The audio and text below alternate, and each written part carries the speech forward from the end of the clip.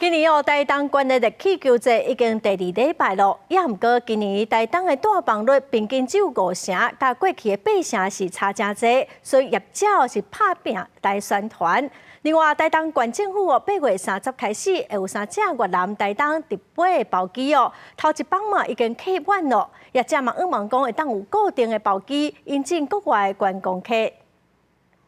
台东的热气球节吹人开幕了，台东县暑假观光旺季正式开始。不过因为受到个人出国旅游增加，也有北部到台东铁公路交通连续受到地动大雨的损害，予游客较无想要落南到台东。其实台东是正安全的地区，不过办几落场的热气球活动，人气甲往年拢袂比的。观光旅游业者几落遍向政府争取斗3工，不过拢看袂到效果。这么业者杀普通时大房优惠，也个上宽家己打台东安全的海报，希望个人到台东来旅游。你说客人有来到你店家的时候，你也可以，客人愿意支持，我们就一起打卡，让我们把台东安全的这个讯息把它传播出去。从上礼拜开始，我们的光雕活动已经带来爆满的人潮。那接下来我们后续呢，还有一系列的包括海外的包机活动。县府表示，已经甲国内旅行社合作，向越南提出包机直飞台东。8月30首航已经客满，载230位越南的游客来台东，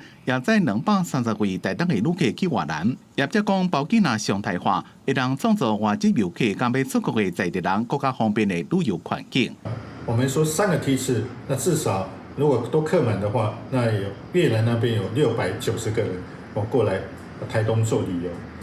业者讲，因为这边越南包机行销正顺利，10日一共2座越南包机，总共3台出航班，对台东的观光加减有帮助。记者综合报道。